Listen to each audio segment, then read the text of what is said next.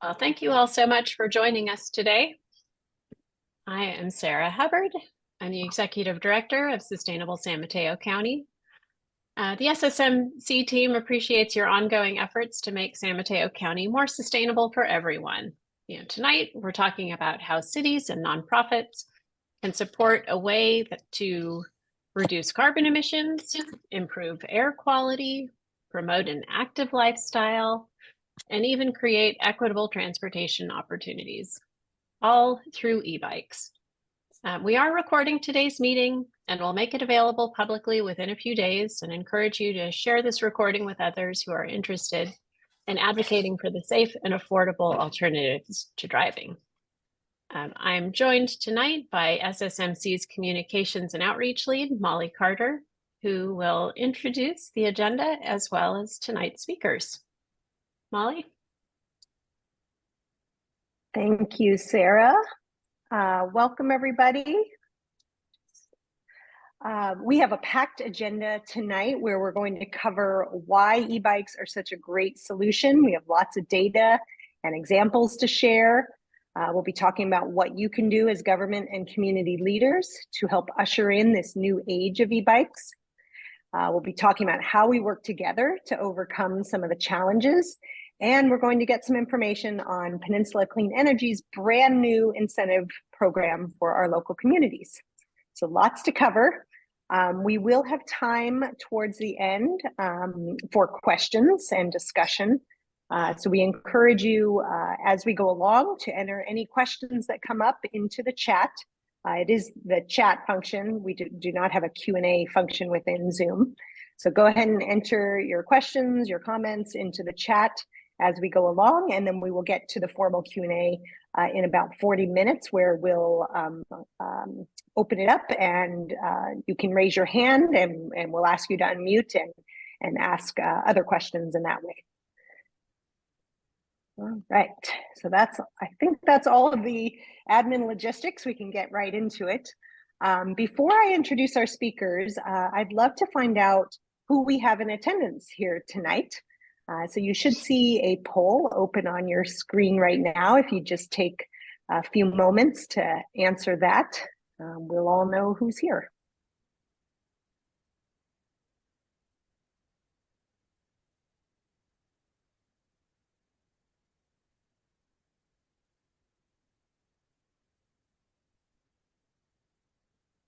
We'll just give you a couple more minutes. There's 2 questions there.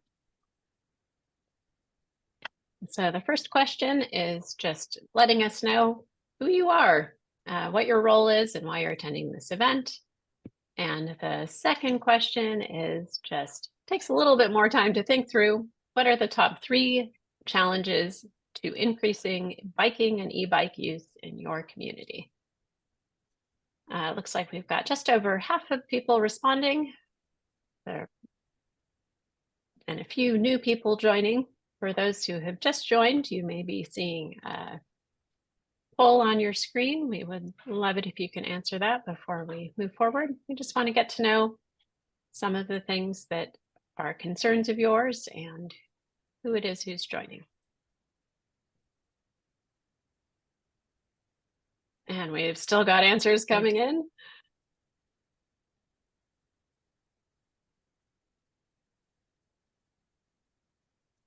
Give you guys just another 15 seconds before we share the results. We've got 80% participation. That's always good. But we need hold music or something, right, Molly? Jeopardy music. Next time. That will work. All right, I'm going to end the poll and share the results.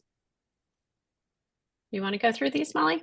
Yeah, great. Yeah, thank you, everyone. It looks like we have a great mix. This is really what we were going for. So I'm glad to see we have some elected officials, we have government employees, we have nonprofit leaders, and we have community members. And that's exactly what we wanted to bring together this diverse group.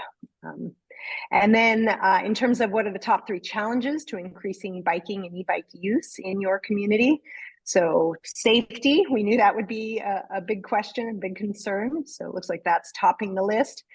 followed by topography, city financial constraints, and looks like these are not exactly in order, but tied for 1, 2, 3, 4 is household financial constraints and lack of local government support. So we can get into that a little bit on this session. All right. So why don't we continue from here? Let me go ahead and introduce our fabulous speakers. We have 3 speakers for you tonight, which is why it's such a packed agenda. First off, we have Anthony Montes, who joins us from Silicon Valley Bicycle Coalition, where he is Associate Director of Advocacy and Development. Anthony is a South Bay native. Before joining Silicon Valley Bicycle Coalition, he served 2 years as a field representative for Congressman Earl Blumenauer in Portland, Oregon. So he definitely is well-versed with local government and policy. He now organizes community members in North San Mateo County around creating safer streets and more facilities for people who walk and bike. So welcome, Anthony. Next, we have Brett Thurber, who is the founder of both the New Wheel, one of the nation's leading electric bike stores, with 4 stores in the Bay Area serving 10,000 riders. He's also the founder of Freeway, an e-bike subscription service, which is designed to lower the barrier to using e-bikes. Brett was born and raised in San Francisco. He continues to live in the Bay Area car-free and has made it his life's mission to help people move out of cars and onto bicycles and other forms of sustainable human-scale transportation. And finally, we have Carlos Moreno, a senior analyst at Peninsula Clean Energy. Carlos develops programs to help San Mateo County residents use clean energy in their transportation. And he regularly engages with our community to help address the barriers to e-bike adoption through workshops and focus groups. Carlos is an enthusiastic e-bikes owner. He uses his electric cargo bike as his primary mode of transportation. And he's going to share with us tonight the exciting new program to expand access to e-bikes. So welcome to our speakers. Sarah, would you like to kick things off with just a quick intro of SSMC? I would love to. Thank you, Molly. Great. In very broad terms, SSMC tracks how cities throughout San Mateo County are doing related to sustainability. And we work with city leaders and community members to promote and adopt programs and policies that ensure the county's economy, environment, and social equity remain in balance. One of SSMC's key strengths is its broad perspective on sustainability.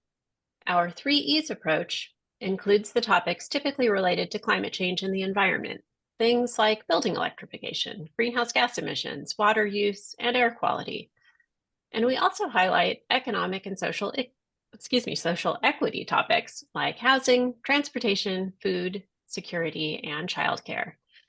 By serving as a resource hub and advocating for sustainable practices, we're here to inspire a collective commitment to a more sustainable and resilient community.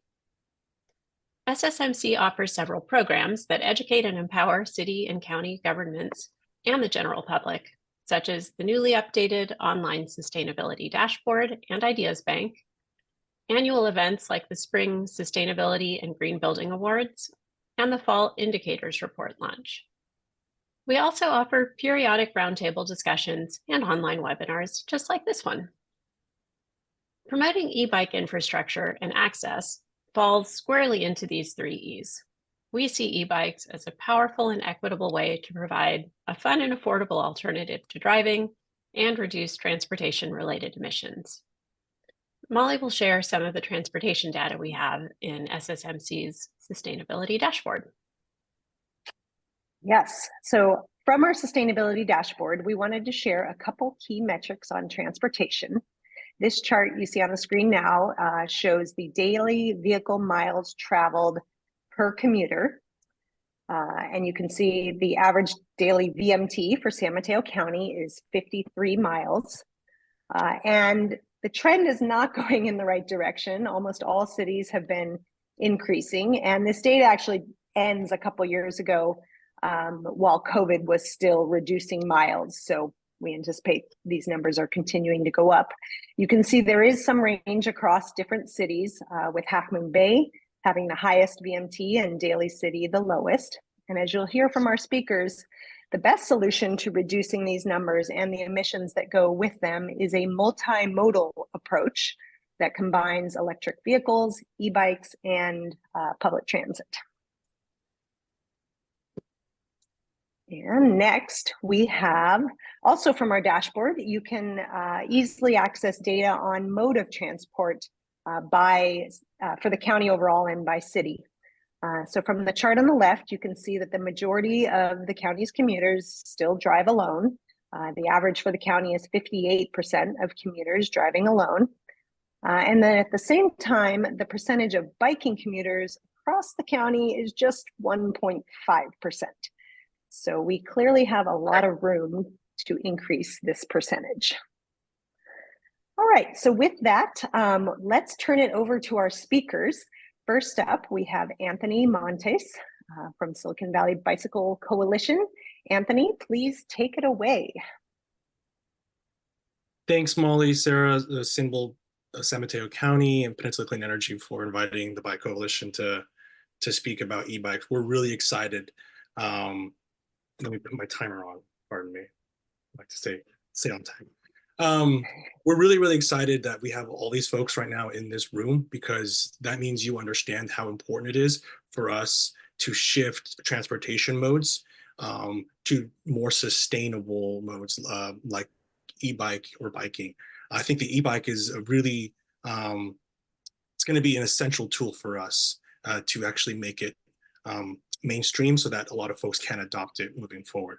Really quick, the Silicon Valley Bicycle Coalition, we're a nonprofit advocacy group. Our mission is to build more just and healthy communities by making bicycling safe and accessible for everyone. Next slide. We're going to be, we are in Santa Clara and San Mateo counties, from Daly City down to Gilroy. We have volunteers, advocates, donors that really care about the bike movement, that really want us to build communities that actually support that kind of mode. Next slide. So we do that by tackling three main things. We call it the three C's. The first one is concern. And anytime you ask anybody, why don't you bike? Why don't you go and ride a bike? First thing they're going to say is, I don't feel safe. And that's understandable because of the way that we designed our roads in the last 50 years. So that's the concern piece of it. Next slide. The next thing is culture. And when I tell you that the Bay Area has a car culture, I think you'll understand that. And when I tell you that, you know, the Dutch and even some parts of Spain that Carlos can talk to you about, if you ever have time with him, he'll tell you about how awesome that culture is out there for biking. So it's really about creating that culture. And we do that through our programming. So we actually have people who are helping community members learn how to ride a bike in Santa Clara County through some transportation funding. And we are so excited. It might be an embargo on this, but we are working with the county to have some similar funding here. Next slide. The next piece of it is convenience. We can always look at this as like, of course, if we have bike lanes, people are going to feel more comfortable having that separation and that cushion between a vehicle and bike lanes. But for us, convenience is also, how do we design our communities so that they're actually livable, so that you can live, work, and play in this in a 10-mile radius, or even less than that, 15-minute city. I'm sure you've heard about this. So we do support affordable housing. We do support access to food and access to all your amenities in one general area. Next slide. That's where e-bikes are going to be an essential tool for us. Why e-bikes? They're accessible and popular. Look at this, just over 200,000 in e-bike sales in 19, and now we're easily over 1 million. We hit over 1.1 in 2022. So that's just because they are more accessible. The price point isn't in the tens of thousands, which maybe in a high end, we're talking, 3 to 4, on a low end, 1 to 2,000. So much more accessible. Next slide. And part of that accessibility is that you don't have to pedal the entire time. Some people, when you ask, why don't you commute to work? They go, I don't like being sweaty when I get in. Like, that's a very real thing. You have to bring a change of clothes. Some places you work, they'll have a shower, you can go and do that. That's not an appealing thing. So they have different classes of e-bikes, and some of them, like a class 2, has a throttle, so you don't really even have to put that much effort into commuting. On the other hand, there's pedal assist, and all 3 classes are going to have that pedal assist, and it's really great because maybe you are still building your endurance. That pedal assist is going to help you get there. Next slide. But this is also causing some issues. The state recently basically didn't allow, they basically left it up to local jurisdictions and local parks and recs to decide if e-bikes are not allowed on those parks and rec jurisdiction areas, right? So like those local parks. They have the power to do that. In terms of states, state parks, e-bikes are still allowed. Next slide. They are a form of sustainable transportation, absolutely. Like we saw in the previous slides, solo driving is still the highest form of transportation right now. Next slide. And this is actually a really great chart from Uber, no less, that shows that the solution is going to be electrification plus multimodal cities, right? So that's people taking public transportation, people biking, all of that in combination with the different emerging technologies that are going to help us reduce greenhouse gas emissions is going to be part of the solution. Next slide. So with the amount of people that are driving by themselves basically bicycles and pedestrians are being killed at an all-time high because of it. People really are thinking that they have to ride their vehicle to go anywhere. And this is going to have some consequences. Next slide, please. All right, next slide. We're going to reduce congestion through e-bikes. And this is what I really want to spend most of the time with, is this is going to solve that last mile. As I was talking about, like, people don't want to feel sweaty when they go into work. So having a throttle is nice. And then having the pedal assist is going to help you so that if you don't feel comfortable tackling 10-mile or a 15-mile trip, next slide, please.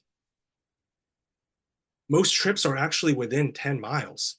So if you don't feel like you are physically in shape to be able to tackle 10 miles, having that pedal assist is really, really going to help you do that. Now, if you're talking going from one city to another, it's going to help you tackle that last mile to maybe your house or a point of interest to public transportation so that you can travel to another city or you can travel throughout the region here in the Bay Area. That is really what the promise for me with e-bikes is that you can do that. Next slide, please. And this is a really confusing but awesome chart that just shows you like the power of combining public transportation with micromobility, what you can do in terms of filling that gap for your commute. Sometimes it's 3 miles. Sometimes the Bay Area is in a place where you're going to have a bus stop in the suburban areas most of the time, in like the deep cuts, as they say. You're going to have to find that main street to get there. And that could be 1.5 miles, that could be 2 miles. Having that e-bike is going to help you get to that bus stop or get to that train station. Next slide. So how can you help usher in the e-bike revolution? First is you can develop a shared e-bike program. CCAG is doing that right now. They're doing a countywide one. They're starting with pilots in North Fair Oaks and in Redwood City, and in Daly City, Broadmoor, and Colma. Bay Wheels is also a very popular one, and they just expanded from several places, but now into Daly City as well. That's going to be a little more cost intensive because operating that is pretty unprofitable for a lot of private companies. So that's going to take a lot of public investment to manage and to operate. So I think for us, the preference would be to create a subsidy or an incentive program. And you're going to hear about one that Carlos's team at Peninsula Clean Energy is doing. And also other places as well. The city of Mountain View is rolling out their own. The state of California just is passing out more funding to do that as well. So there are funding buckets for us to tap into. The last thing, 2 last things is that the 3 C's, right? We want to create a culture. So having programming where you work with the Bike Coalition or other partners to do that bicycle education. I understand that now 15, 16-year-olds have access to e-bikes that are going 20 miles an hour. That doesn't seem like a good idea. And they're on different trails, you know, and we get a lot of complaints at SVBC about it. But it's providing them that liberty and that freedom that a lot of young folks love. But with that being said, having that education piece is going to be really helpful to understand norms and best practices. The last thing is building your own bike network, and complete streets are key. So if your city has a bike and ped plan, please complete it, because having those biking amenities is going to improve that comfort, and it's going to provide e-bike, you know, riders a place for them to go. Otherwise, they're going to have to be interacting in higher traffic roads. Bicyclists are already doing that, but e-bicyclists are going to be going at a higher speed. And unfortunately, you know, as soon as you go 15, 20, 25 to 30 miles an hour on a bicycle, if you are in a collision, the likelihood of you being severely injured or, you know, killed is a lot higher. So creating those awesome bike networks so that people can get around separate from cars is going to be essential. Next slide. Oh, and you're gonna have to go through it all. So with that being said, I need to tell you about the El Camino Real 2030 plan. And SVBC is working right now with a bunch of advocates in San Mateo County and elected officials to actually have those cities build out the vision in their bike and ped plan as it relates to El Camino Real. Next slide. We think El Camino Real is going to be an essential bikeway because it's so pivotal to everything that happens in the peninsula. This is where you should start because it connects so many communities that shop, that live, that commute. They work from one city, they work in South City, and then they live in San Mateo or vice versa. It is one of the major roads that has a lot of collisions as well. And investing money and resources in that is really going to help you build out a network and just create facilities for people to ride. Next slide. And I'm almost done here. One more time. Next slide. I went over this a little bit. And lastly, oh yeah, you can go ahead and keep going. This is what El Camino Real looks like. This is what we want it to look like. Separated, class 1. And then the last piece of it is bike parking. E-bikes are going to be bulkier. They're going to be, you know, they're not really going to fit. And this is, I should have showed you what you should build, but I want to show you examples of like what's really difficult for an e-bike rider to park a bike at. These are extremely difficult, and they're not very secure as well. So as you're thinking about bike parking for e-bikes, you have a lot of cargo bikes now. You have a lot of bulky bikes, and they're going to need a lot more accommodations, a lot more sidewalk space too. So just think about that as you're building out your bike facilities. And last slide. And if you have any questions, feel free to email me. Awesome. Thank you so much. Thank you, Anthony. And we will get to, I saw a question in the chat. We will get to questions after the 3 speakers. But it's great to see people having a dialogue in there now. So thank you, Anthony. That was great. Really understand what's happening with e-bikes and the advantages and some of the challenges. Next up, we have Brett Thurber. Brett, would you like to go ahead and share your screen now? Yes. Okay. Did that work? No. It's coming. Yes, it's up now. Okay. Thank you so much. So I guess I will piggyback a little bit on SFBC, or SSVBC, I should say, and talk a bit about building an e-bike culture. First, I'll just tell a little bit about how we've, you know, what the New Wheel has been up to over the past 15 years to try to build an e-bike culture. So I'll start with myself. My name is Brett Thurber, and my wife and I and Ida, we live currently in Marin County, but we get all over the Bay Area. And I started the New Wheel almost 15 years ago now. And I was joined by my wife maybe a year later. We started pretty humbly. Today we have 3 retail locations and a 4th service location. Our first store was in San Francisco. Our first store was a mobile store, just sort of testing the waters and visiting people's homes and learning a lot about what people thought about e-bikes, what their, hesitancies for adoption were and are. But we opened the San Francisco store in 2011, and then we opened a store in Marin in Larkspur Landing in 2016. And then we opened our Oakland shop in 2022. And in between the Larkspur and Oakland shop, we opened our service center in San Francisco. We are an experiential retailer. This is our mission, an experiential retailer here to inspire and support people to ride e-bikes. And we do that through quality product, comprehensive e-bike services, and ultimately leading to long-term, we hope, long-term customer success. Last year, myself and my co-founder, Joe Connors, started Freeway as sort of the next step in working to figure out how to get people to ride bikes. And Freeway is an electric bike subscription service that's designed to work through retail. Right now, the New Wheel is the retail partner, but the plan is to expand to more retailers. That allows people to have a very flexible month-to-month subscription, and that includes maintenance and insurance, but also and some people can stay on the subscription for the long haul, but many people start with a subscription and then come off the subscription into ownership. So it's a really great way for people just to test out an e-bike in their life, and it's working. So first, I'm going to just talk about trends in the US in general.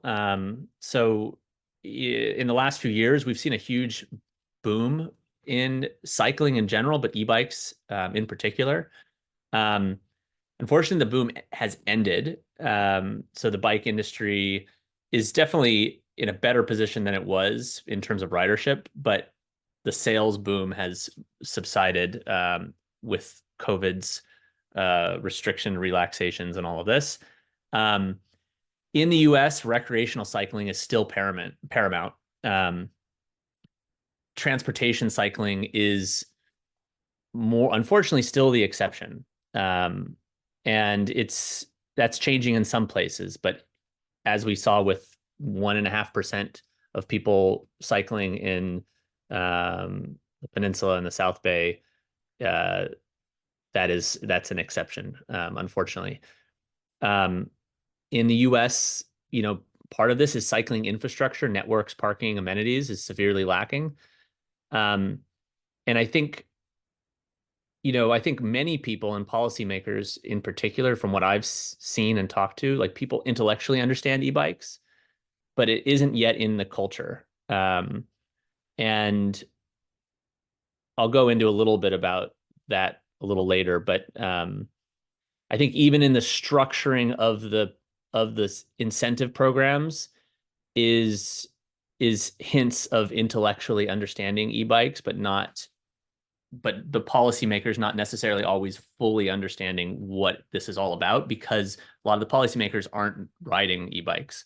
So in electric cars, you have a lot of incentives for all income brackets, most of the incentives going to the highest income brackets. But when it comes to e-bikes, the structure of it is often meant, it's for other people.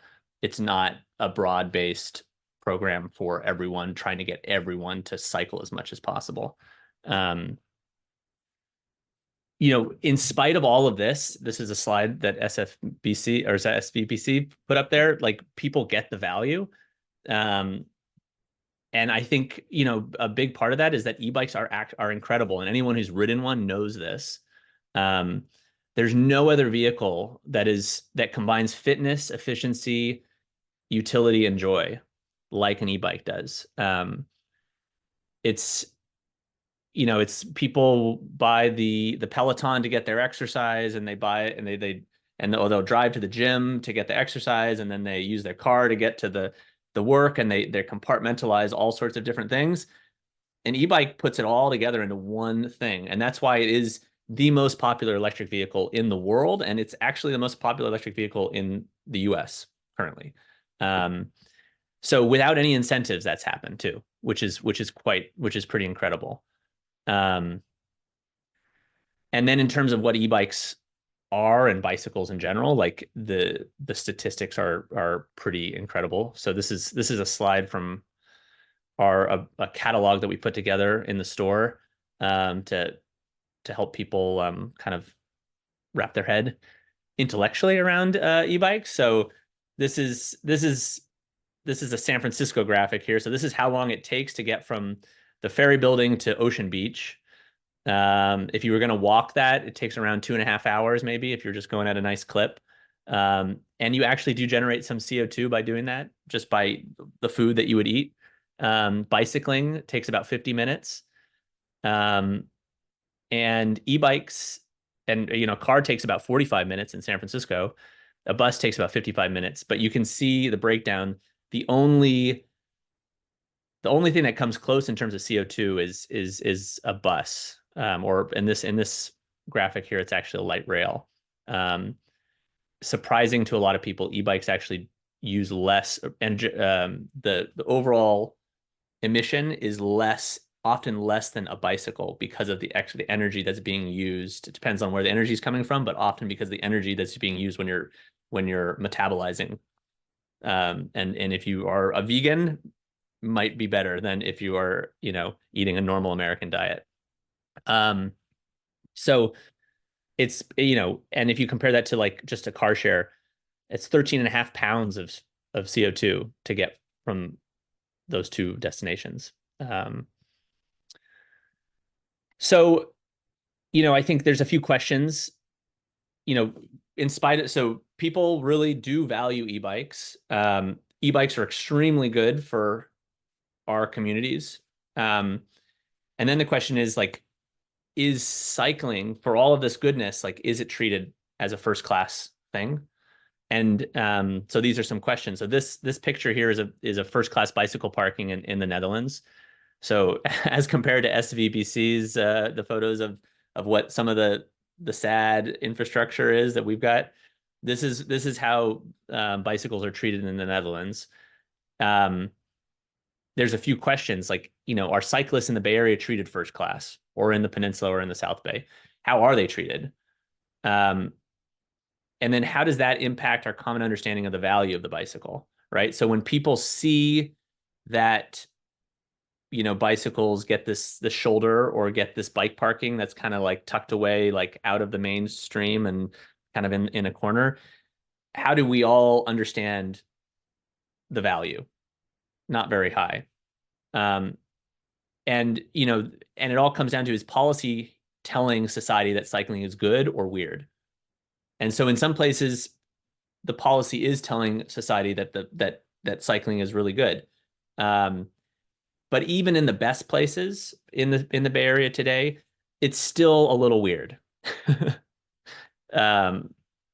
And so there's a lot of work to do. So, what's working here and around the world? There's 3 points I would say. One is, we've got to increase the value, and you increase the value by making cycling first class. You put a lot of energy into making it not a second or third class thing. It's a first class thing to do. Budget is the other thing. So e-bike leasing and incentives. So just make it less expensive, so you hit a critical mass faster.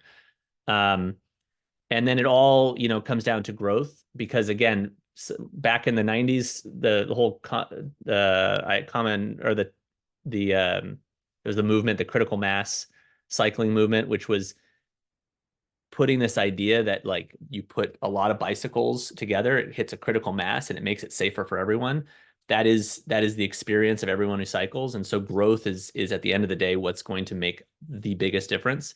So bringing more investment into cycling by increasing price and localizing service, just creates a virtuous circle. The more people who are cycling, the more investment in the community into the cycling infrastructure means more people are going to bicycle and feel supported in bicycling, and you get a virtuous growth. And we're starting to see that in some places. Like we know 3 markets: San Francisco, Bay Area, or Oakland, and Marin.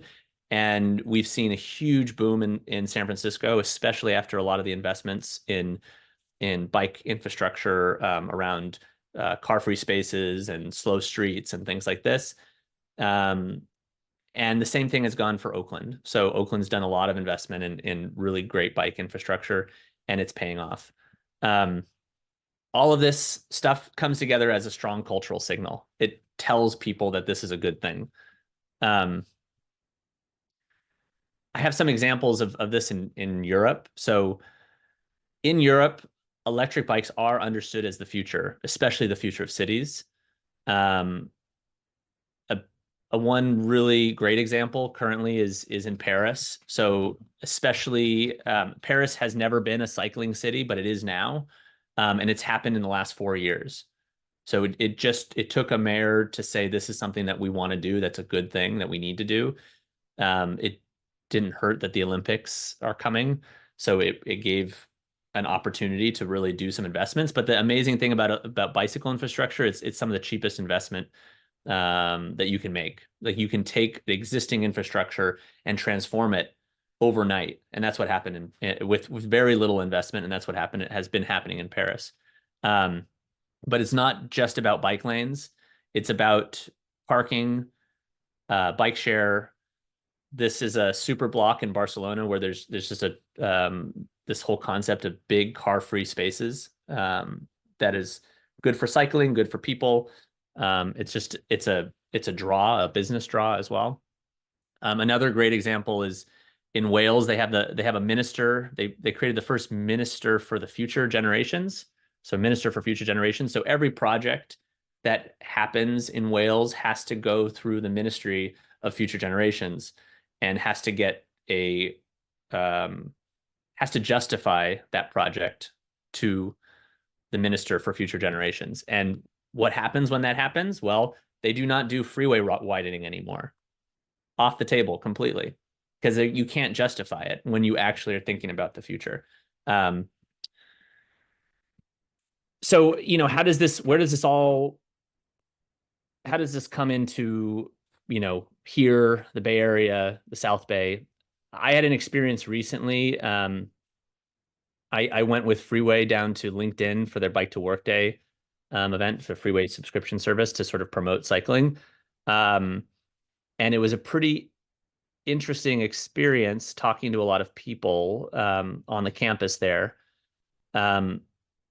Everyone was coming from somewhere else for the most part. But the thing that really stood out for me, there was 2 groups or 2 people that I talked to. Well, one was a group of 2, I guess they were Americans. They were, from around here. And I asked them about cycling to work, and they were coming from the Caltrain station, and they said, "Oh, no, we can't, like, it's not safe to ride here." I happen to know that I had ridden there myself, and it's actually, you can see on the map here, it's 1.7 miles on an e-bike that probably will take you about 5 to 7 minutes. There's a bike lane. Is it the most amazing Dutch style bike lane ever? No. But is it horrendous? No, it's not at all. It's actually very, very, very enjoyable, I would even say. So, but intellectually, it wasn't even in the cards. They had written it off before they even attempted to do it, right? Maybe down the line, I talked to a European. They had just moved and started working at LinkedIn. And that person had purposely moved pretty close because they wanted to be local to the campus and they wanted to cycle there. And so their assumption was that they were going to cycle to campus. Like, it wasn't even a question. And they figured it out, and they were cycling to work, and they had cycled in that day. And so it was it had nothing to do really with the infrastructure itself. It had to do with just what the view of what was possible. And so I think it's important, even, as a policy, that like this, there's a lot of cultural signals that we're needing to fight against, and safety is really important. But there actually has been a lot of good work done, and I've experienced it down in the South Bay of is the bike infrastructure perfect? No, but there is a lot of actually decent bike infrastructure. So we have to do some work to help people get out of the mindset that this is not for them, or that it's not possible. Some time ago, people used to see smoking as like a totally normal thing. That it was in the culture. It was just what everyone did. It was even chic. And so that has changed. This is how we talk about smoking now, right? We have as a society, we've recognized that this is not good for us, and policy has come around. This is the requirement now. When you advertise, you have to put this on your pack of cigarettes when you are selling cigarettes to people. And in the culture in general, this is just like cigarettes have gone from something that was chic and very, very normal and just part of every day to something that is a little bit, it's not what you not the normal thing that you do, and it's understood as unhealthy and addictive and all of this other stuff. There's something that I would like. There's something that I think we can do, that we need to do as a society, to start painting this picture for car use and for because there's the positive side of talking about cycling, but we also have to start being really straightforward about the negative side of cars, and it's and it's part of the cultural change that I believe that we need to start to help people come to grips with in this society. We're digging up resources from 325 million years ago and burning them to go get a cup of coffee, in many instances, or going a mile or 2 miles to the corner store or to the gym or whatever. So how do we make the cultural change? And I think there's a lot of really good ideas, and I'm going to throw out a few ideas based on my own experience. I think e-bike incentives are really important, not just for lowering price, but for showing that society values e-bikes. Local infrastructure is incredibly important, not just because of the safety that having great bike lanes gives to cyclists, but also it's a visible reminder that cycling is valued by society. And the better the infrastructure, the more signage, it's advertising, really.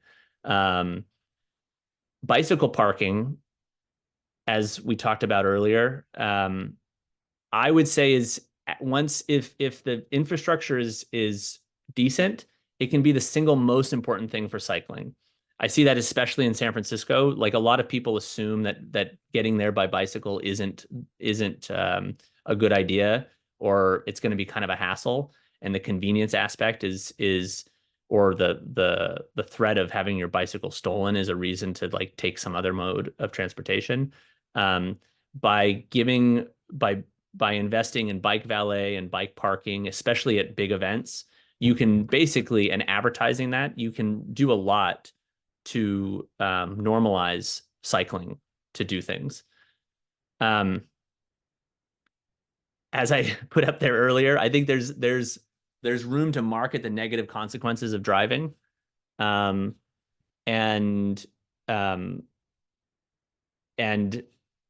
then in terms of cars, there's another key thing, which is that a lot of people are stuck in cars. I think it's misunderstood or underappreciated, especially for lower income people, how stuck people are with cars. Once you buy a car, and you've paid for the insurance, choosing a different mode of transportation is really hard. So car buybacks, very accessible car share, is a really great means to allow people other choices. Otherwise, they're kind of stuck. They're path dependent on a certain transportation choice that they made, maybe because they had a different, they had a different commute and now they've changed their commute, but they're path dependent on taking that car because they've already paid it off. They have their insurance going, and switching to another mode of transportation is not a great option. And I think there's a lot of chatter right now about children riding bikes. But I think it's a very hopeful thing that children are riding bikes and e-bikes. I just think that we need to support that. And in many countries, helping educate children how to ride very early is a key part of the curriculum.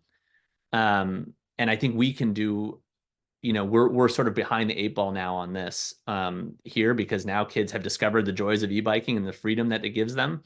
But now we're gonna have to catch up and help them learn how to ride safely and be, good citizens on the road.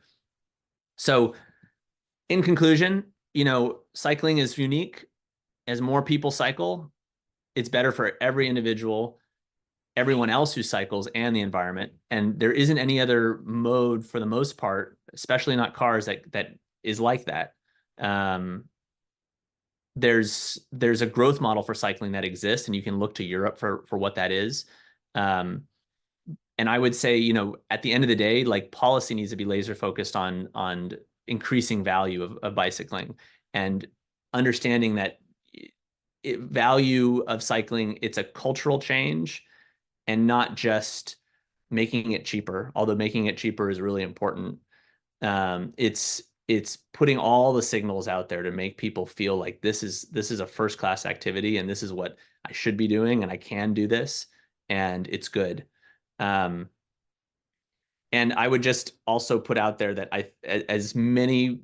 any opportunity you have to ride an e-bike yourself, and to start riding on a daily basis to get to work and do the things that you normally do, will help you as a policymaker understand what it's like to ride a bike, and also what is needed and what's lacking, and also just discover the joy of it, because and once you discover the joy of it, like, a lot of other pieces can fall. Like, you can understand the whole matrix and how it all fits together.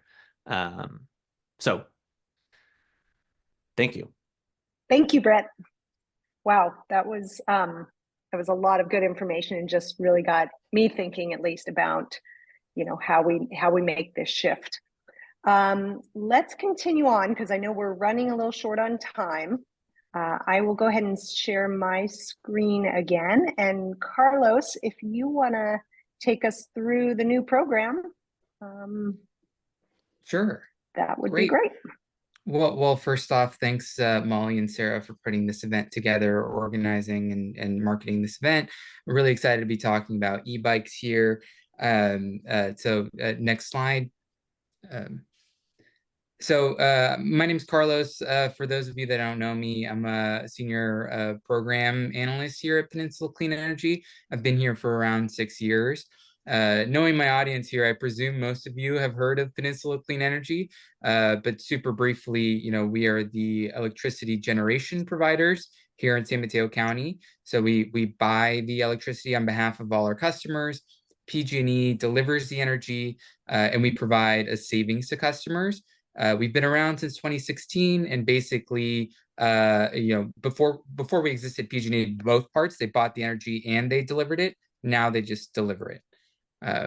Great. So next slide. So, we can control, the how clean the energy mix is that we buy. That's our bread and butter in terms of who we are as an agency. But, we're also a not-for-profit public agency. So we reinvest our earnings into other programs like the e-bike program, but we have other transportation and building program to help further decarbonize and switch from, dirty appliances and transportation method to electricity and other modes. Next slide.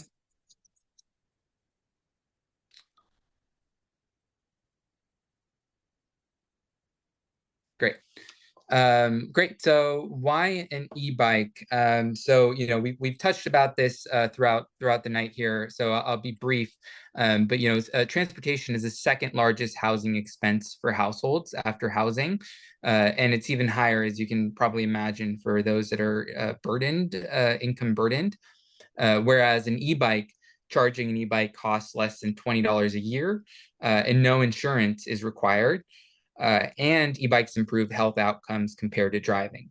So I actually did it myself. I bought an e-bike through the New Wheel, which is an amazing experience. I highly recommend them. But I bought a cargo e-bike, and I sold my car. And I live here in South San Francisco. My mom lives in Burlingame, so I visit her every week. And I go to San Francisco at least once a week. So I'm very familiar with San Mateo County and the bike lanes around here. And I can attest that, although it's not perfect, you can certainly make it work. And just myself, I bought my e-bike a year ago, and I have a sort of like obsessive tracker that's really not healthy. But anytime I do a ride that I would have driven, I calculate, what my savings was.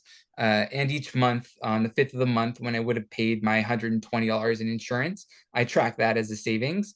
And I would say I'm pretty conservative on sort of how I'm tracking. But from what I've seen in just the course of a year, I've saved around $2,500 just on transportation costs. And that's not accounting for depreciation and other things. So I'm sure it's likely higher. So it's, just imagine what $2,500 can be for someone's pocketbook, what they could have spent that money on. And just not to mention, the improved health outcomes. It's truly, I mean, I can't understate how fun it is to just get around and not having to worry about the guy who cut me off or not making the red light, or it's just this freedom of mobility that makes me feel like I'm 5 again, just playing around in a playground. And it just makes the mundane things suddenly exciting again. So it's I highly recommend it for anyone. And yeah, these are the types of e-bikes. When someone thinks of an e-bike, they might have a certain perception in mind. But you can have all types of e-bikes, folding e-bikes that you can take on a train, any type of regular e-bike. Next slide. But there's also, bikes for cargo where kids can sit, and you can also carry things, and electric tricycles. And now that I sort of see the world through the lens of an e-bike, I'm riding out there. I've seen like people in their 90s who've stopped me and told me that this one couple told me that e-bikes gave them cycling back to them, and it's just a way for them to get around again. So just really want to expand, who e-bikes are for. So now just talking about our program. We just launched our program last Wednesday. We already have 300 applications, and we've been able to approve more than half of them. And the way this program works, it's up to $1,000 towards the purchase or lease of an e-bike. And it's only for income qualifying residents in San Mateo County. So I'll define that in a second. And it can be stacked with the state has an e-bike program that's forthcoming, TBD when, but our program can stack with that program or any other available rebate programs. So next slide. Great. So just about the bikes, any e-bike is eligible. There's no maximum purchase price, must be a new condition. So very standard, basically any e-bike. So we have a list of participating bike shops, including the New Wheel, but we have a list on our website where if you're approved for an e-bike, you can then take that approval and go to one of the bike shops, participating bike shops, and there's several throughout our service territory, and they will give you that discount at the point of sale. So it's an instant rebate from the customer's perspective. Yeah, it's a very straightforward program. We just launched, like I mentioned last week, and we've already have like 6 to 10 bikes that we've approved and have already been purchased. Next slide.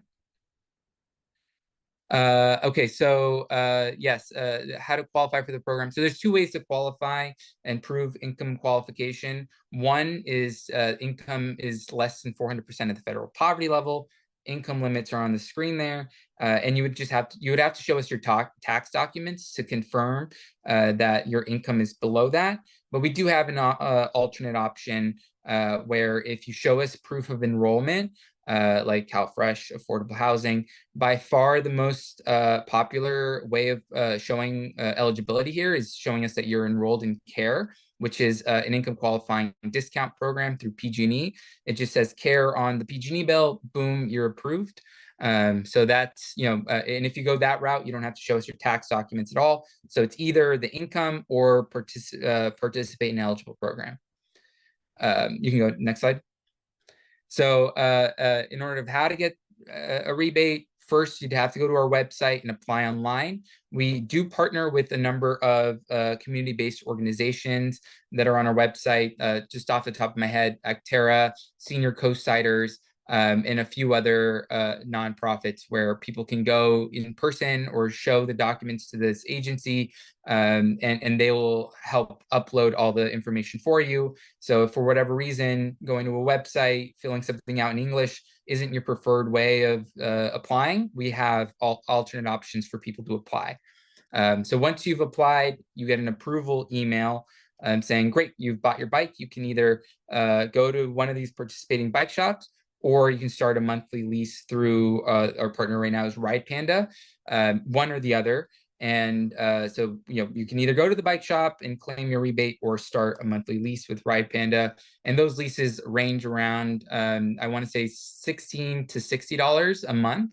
And at the end of that program, you can buy out the bike at a discounted rate. So one or the other, the vast majority of people are purchasing their bike, but we did want to offer something at a lower price point for folks as well. Okay, next slide. Okay, and that's it. So really hope that you can help us, as leaders or policymakers, one, share the program, information about the program to your constituents, and second, I always want to hear about ways that we can improve the program. Of course, safety is by far the most important aspect to get people to adopt e-bikes, but we want to be part of the solution to increase visibility and acceptance of e-bikes so that, it's as a cycle, bike lanes improve throughout our county and service territory. Thank you. Great. Thank you, Carlos. What a fabulous program that is. And you guys have made it really easy. So really excited to hear about that. It is time for questions and discussions. However, we are at 6:30. If our speakers can stay on, I'd love to be able to answer just a couple questions. Before we do that, I did want to thank Peninsula Clean Energy, who was the sponsor of this webinar. So thank you very much, Peninsula Clean Energy, for your support. We will be sending out a follow-up email to this that will have the recording.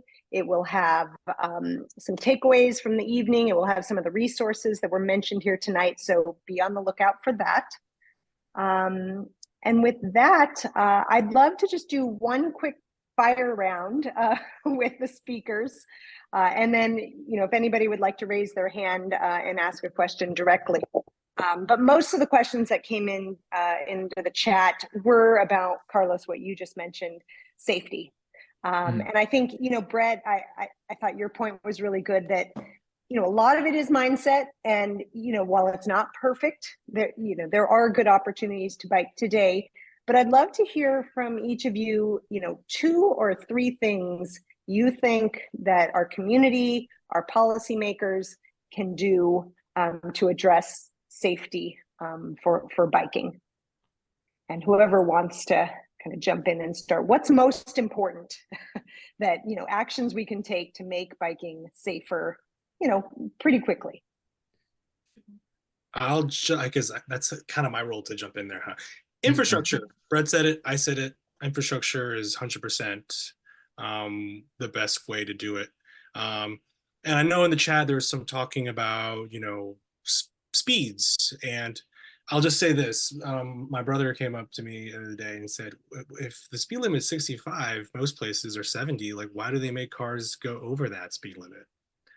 And it seems like a silly question, but no, why do we do that? Why do we have a culture where we have cars that go 200 plus miles an hour on our roads? So for us, it's of course that culture piece, and Brett did an amazing job talking about that culture piece. But for us, the coalition, we are all about getting concrete poured, getting paint down on the ground, bollards, whatever it takes to separate bicyclists and the different modes, people who walk, take public transportation from cars, so that we all have our own spaces and can get around safely. Great. Yeah, I mean, I think on a like practical level, I think actually suburban areas are better and easier to make better for cycling than urban areas. And this has come from personal experience riding in all these different places. And I think a lot of suburban areas, they are wider streets. There's far less traffic on each one of these streets. It's easier to say when you're fighting a street battle in San Francisco to try to like make a street car light or car free, or even put a bike lane in. There's a lot of fights going on. But on a suburban, like on more of a suburban quiet street, I think there's actually more flexibility potentially to put in bike boulevards, make it really, make places really enjoyable to cycle, make routes that are really easy to cycle with all ages. And what the goal is to get to a certain critical mass in my mind. It's like we need enough people cycling and seeing it as a normal thing, and it starts building on itself and it starts normalizing. And so yeah, I think I think it's important to just keep in mind that like, I mean, I think the other thing on the policy front is it doesn't cost that much to do a lot of this infrastructure changes. It costs a lot to put in like a lot of like Dutch style bike infrastructure, but especially in lots of Europe, like in Europe, I've been to like Switzerland, and that's a perfect example of a place that actually has basically similar bike infrastructure to like a lot of places in the Bay Area. And they have a lot more narrow streets and a lot more cars on a lot of their streets. And yet people are still cycling a lot. And I think they've just built up enough of a culture. There's enough people doing it. It's normalized enough that that now like it's just a given you get there by bicycle. And that's where I also think on the whole incentive thing, it's really important to keep in mind that we need to get as many people on bikes as possible. So broadening the scope of who gets incentives, making sure that the people who get incentives are people who are going to use those bikes on ideally a daily basis. Like if there's a way to focus it on people who are especially commuting to work is like the lowest hanging fruit, because anyone who's commuting to work is going to be out there on the street. And if they're out there on the street, they're going to make it safer for everyone else who's also on the street and make the cultural change that will make more and more people feel safe. Great. Good. Yeah, certainly some things we can do. I know there's some discussion about infrastructure and is it expensive? Is it not expensive? And where will funds come from? I think you guys have mentioned there's some low-hanging fruit that we can start with and sort of build towards maybe the bigger, more permanent infrastructure. Well, yeah, Molly, compared to expanding highways, it's pittance. It's nothing. If you look at the county budget and you look at, measure AW funding, where does the majority of that go? It goes to highways. And right. So bike and ped projects is always just going to get, a little sliver. So why are we surprised when we see 1.5 bike mode share in San Mateo County when that is the investment that we give and through our big transportation funding buckets? So I just Good point.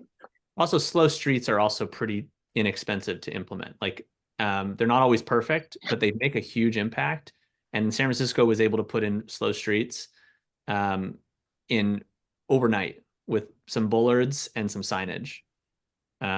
So that can make a huge, and it's not, that is not, and that makes a huge difference. That has made, in my mind, San Francisco, our boom in cycling is directly related to slow streets. Well, we actually have an idea, a solution in our ideas bank for slow streets, and we will include that in the follow-up email. All right. And last question here, or at least from me, if there's anything burning out there, please put it into the chat. And we will follow up with all of the chat. If we didn't get to questions, we will go through it, and where we can, we will include answers. But one of the focuses here tonight was on low-income communities. And how do we make sure, like Brett, you said, how do we expand, make sure that our low-income communities, and I mean, you were talking about broadening the scope, but low-income communities can obviously benefit from e-bikes.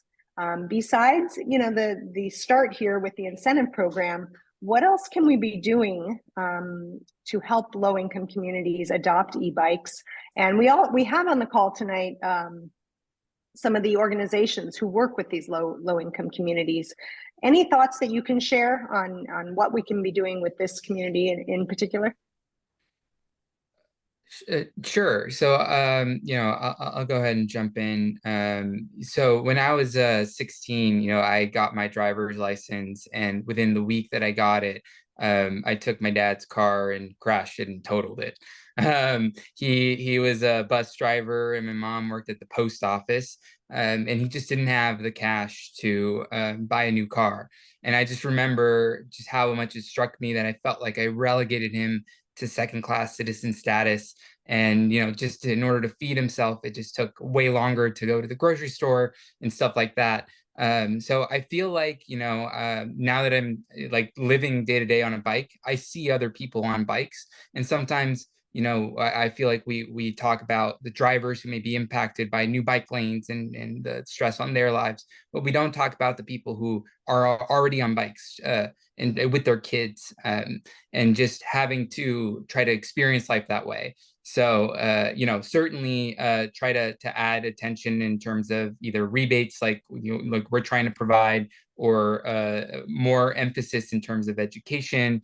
But I think rebates is probably a big solution there for focusing on lower income communities, and certainly partnering. Right now, we partner with our community-based organizations, and yesterday I was giving a focus group for electrification and switching to electric vehicles.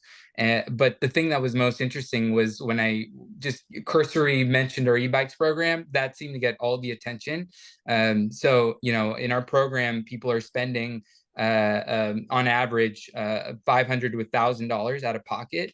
When you think of that as a transportation method, $500 to $1,000, that pales in comparison, what you can get for a car. So, also just changing the mindset of what is possible for your trips on an e-bike. 500 to 1,000 is just one payment for an electric vehicle. Just one month payment. So yeah, thanks, Carlos. That's awesome. Great. Okay, well, I will. I'll just open it up here, just for a couple minutes. If anyone from the audience wanted to raise their hand and ask a question, you can unmute and jump in. Oh, we got a couple questions here. Heather, do you want to go ahead? I saw you first. Yeah, this is Heather from Live in Peace. We have a bike shop in East Palo Alto, and we're also working with Silicon Valley.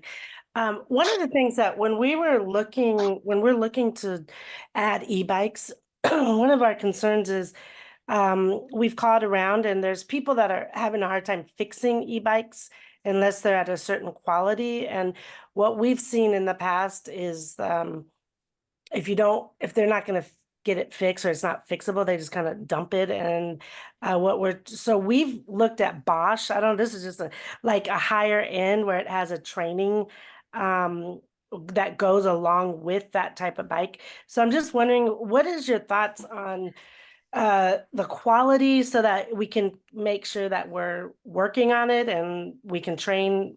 We have a training program also, but yep. Yeah, I mean, I think unfortunately, there's a fair amount of greenwashing in the e-bike space, and it's usually there's less thought. There's a lot of thought about like getting the bike, getting the thing, and less thought about what happens like in 4 or 5 years. And so historically, like what we've always told people is it's better to buy a high quality used bike than a low quality new bike.